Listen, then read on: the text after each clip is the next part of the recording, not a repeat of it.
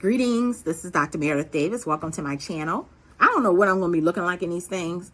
I'm telling you now, I'm not finna do all these studio shit. I ain't going to have stuff behind me. I mean, poop, whatever you want to call it behind. I'm not going to do all that. This channel is about learning some things about yourself, learning some things about others, things to contemplate in life, because I recognize there are a lot of young Black women, and I come across them all the time, that are interested in having conversations with aunties, but we so busy trying to compete with your ass, we don't want to talk to you. So I'm willing to talk to you, honey, because I know ain't no competition, okay? I know I'm in a whole different level and place and space in my life, so you're not a competition. I'm a grown-ass woman. I date grown-ass men. And so you're not a competition. I'm here to help and avail myself. How about that? Okay. So the first question someone asked, shout out to Bria. How do you pivot in life? And that's a great question. That is a great question. So let's first, because I'm an educator, let's look at the definition. All right. So pivot means, it's a noun, the central point, pin, or shaft on a mechanism which turns or oscillates. Okay, that's the noun. The verb, turn or as if on a pivot. Especially in the second definition in the verb is, in the business context, completely change the way in which one does something.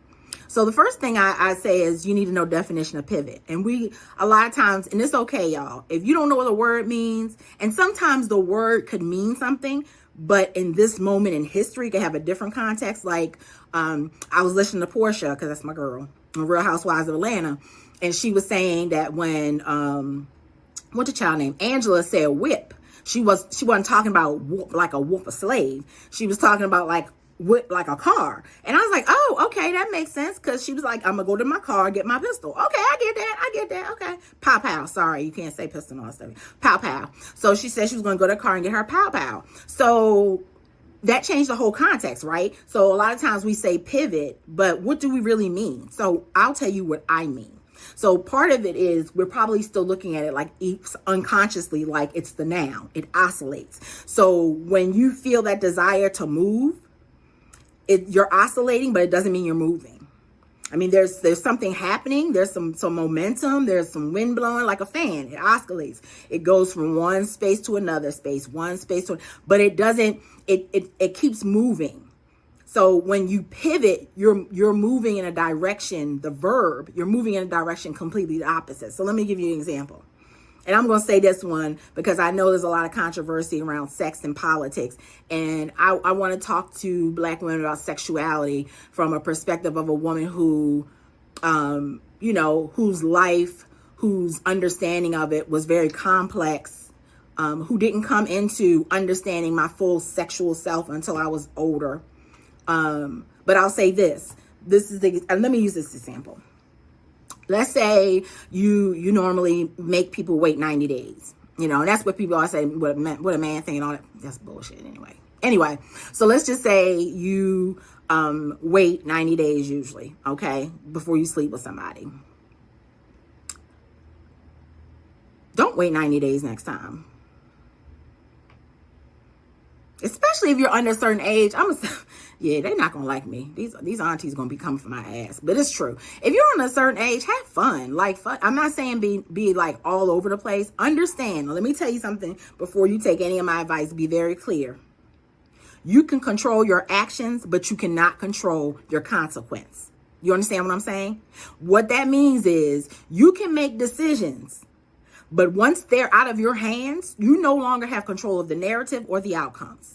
So if you really, really, really, really about that life and you really want to like do what you want to do it. So if you're younger, I'm not saying just be reckless. So let's just be clear. None of the advice I'm giving you is about being reckless, abandoning any kind of safety issues and all that kind of stuff. I'm not saying just put yourself in bad situations, but what I am saying is if you're used to always waiting and holding out, try what it's like when you really meet somebody that you gel with and there's like this intense chemistry. Just see what happens if you sleep with them. Because it might be something that you need to learn about yourself. And that's what you got to understand. This life is about you. It's not about anybody else. Nobody else has the right to determine your life. Okay? At least your actions. But like I said, your consequences are different. So as long as you're mature enough to face whatever the freaking consequence, and think about the consequence. So let me say this. So I just gave that example about dating, right? And I just told you, if you see somebody you really gel with or whatever, and you normally wait, sleep with them. Okay, now this is the action, right? The consequence is we live in a double standard society. So that very person, he could have been interested in you if you waited 30 days instead of sleeping with him immediately. And unfortunately, you slept with him immediately. So he put you in a category, right? You have to be willing to live with those consequences. I'm not saying it's right. I'm not saying that, one is better than the other. What I'm saying is you should always understand what the fullest consequence of your action is before you make a decision. That's what maturity is. Okay. To be immature is to recklessly abandon any preemptive thinking about what you could be doing or how you could be doing it. So we're not going to be reckless in these streets, because grown women aren't reckless. I was reckless when I was a certain age. I was reckless when I was in my 40s. I was real reckless, but that came out of a pain, that came out of another kind of place. So let's try and get to a place where before you turn 40, whatever recklessness you're going to do, you need to do that then, because it ain't cute to be 40 and reckless. That's not cute. I'm sorry. I was married. That's a whole nother story. Anyway. All right. So back to the subject. So be able to deal with the consequence that, okay, this guy may not like you because you slept with him, but the experience is not about him. It's about you. And when you can understand that every experience in your life is about you, it doesn't matter who's on the other side of it. You can get past who's on the other side of it, because it's like, okay, this person was just a vessel for an experience for me to have. I don't own them. I don't possess them. I can't control them. I can't do anything with them that they don't want me to do. And so in thinking about pivoting, think about things that you've been worried, or you've always wondered what it would be like to see another perspective. And as women, we always do that. We're forever thinking what it'd be like to be like somebody else. And if you say you don't, you lie. Okay. But for the most part, most of us like, oh, I wish I was more bold like this person. You know what? You ain't got to wish. If you can do it, do it. I'm not saying, do something that's out of your scope. Okay. So I'm a full figure woman. Out of my scope for me. This is just for Meredith. I love when I see full figure women in bikinis and, just tight clothes. And I love it. That's not my ministry. But I admire that person has that level of confidence. So that's not in my scope. But if I desired it enough, I know I would try some thought clothes on. If I really got to that place. I'm past that now, because, I'm auntie, I'm past that. But if I did, I would, I put my little shit on and be good. You know what I'm saying? I put it on, be good, because you got to be happy with you. And when you realize that you determine your life and you determine your consequences, shit, you can pivot. You ain't got to oscillate. You ain't got to roll like this. You ain't got to do that no more. Because guess what? You can make a decision and change. There's nothing that should keep you if it's toxic. If it's toxic, it's nothing that should keep you. If it doesn't edify you, you don't need to keep it. If it doesn't make you feel better about yourself, it's not worth it. I'm telling you, you can get those lessons. And sometimes that's what it means to pivot. Because I've literally been attracted to people. Honey, say something about my weight.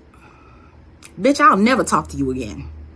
Okay? Because my weight is not up for discussion. My body is not up for discussion. Who I am is who I am. And if you don't like it, you can kick rocks. All right? So we have to learn how to have these certain boundaries. And so when we pivot, you're not off guard, because you anticipate this person may not ever call you again. You've already anticipated the sex might not even be that good. Because honestly, in my opinion, you ain't really getting it good until you 40. But we can talk about that too. I had that as a subject too. But girl, you just sticking and moving if you under 40. It's all game. It's all fun and games. Everybody just moving and floating in the dark. This shit ain't real. It ain't off the chain. Yeah, it feels like it because somebody's pounding and doing all this other kind of stuff. Child, please. They playing games. So yeah, until about 40. So so the minute your tone sounds disrespectful, the minute I'm in public and you're looking at everybody else's ass, the minute you say something that you think I'm obligated to do, I will cut you off. That's a pivot. Pivot.